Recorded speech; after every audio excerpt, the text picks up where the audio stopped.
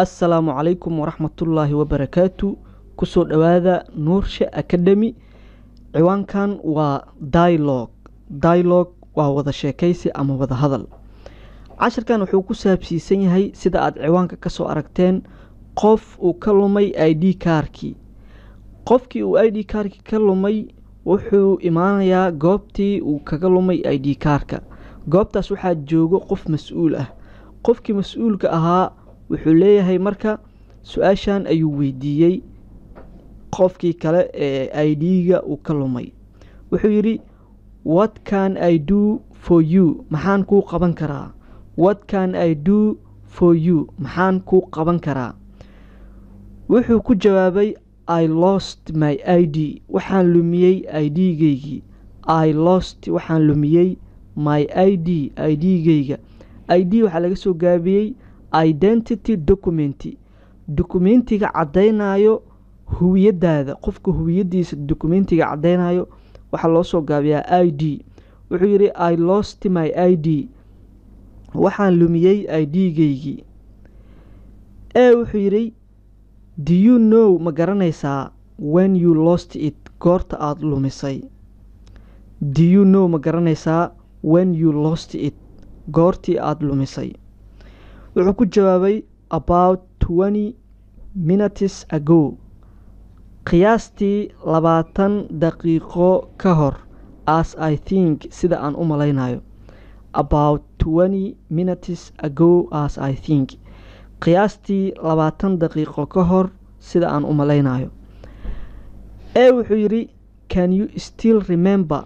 Weli ma xusuusan kartaa where you put it? Halka aad dhigtay last time. Waqtigii ugu dambeeyay. Can you still remember? Weli ma xusuusan kartaa where you put it? Halka aad dhigtay last time. Waqtigii ugu dambeeyay. Wuxuu ku jawaabay I put it down on that chair. Waxaan dul dhigay kursigaas. Chair waa kursiga loogu talagalay halka qof. Wuxuu yiri I put it down on that chair. Waxaan dul dhigay ama aan kor saaray kursigaas. And after I came back, kadib markii aan ka soo laabtayna from the toilet musqusha, it is gone. It is gone micnaheedu waxa waaye it has been lost. Way luntay. Wuxuu yiri and after I came back from the toilet, kadib markii aan suuliga ama musqusha ka soo laabtayna, it is gone. It has been lost. Way luntay. Wuxuu yiri don't worry, hawalwelin. Don't worry, hawalwelin. We shall take care of it. Waan ka taxadari doonaa, waan ilaalin doonaa. Now hadda can you tell me ma ii sheegi kartaa your name? Magacaaga. B wuxuu ku jawaabay yes, my name is, magaciigu waa Nuuruddin Hussein. Adi marka halkan ayaad ku bedelan kartaa magacaaga. Haddana su-aal kale la weydiiyo waxaa la yiri tell me ii sheeg your phone number. Telephone numberkaaga. Marka waxaa laga rabaa inuu sheego. Wuxuu yiri my phone number, telephone numberkaygu is waa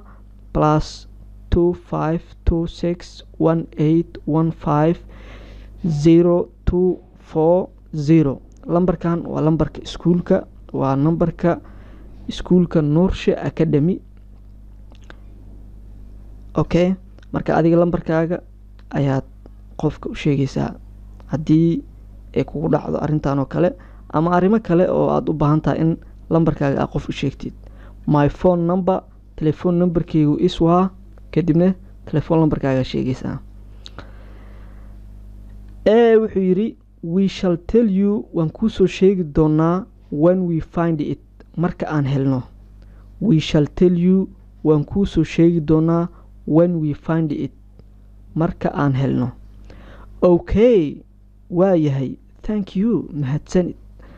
Marka cashirkeena guud ahaan intaasaan kusoo gabagabeynaynaa. La socda cashirada kale ee aan soo gelin doono insha Allah channelkeena Nuurshe Academy. Guulaan idin rajeynaa dhammaantiin. Wassalaamu calaykum waraxmatullaahi wabarakaatu.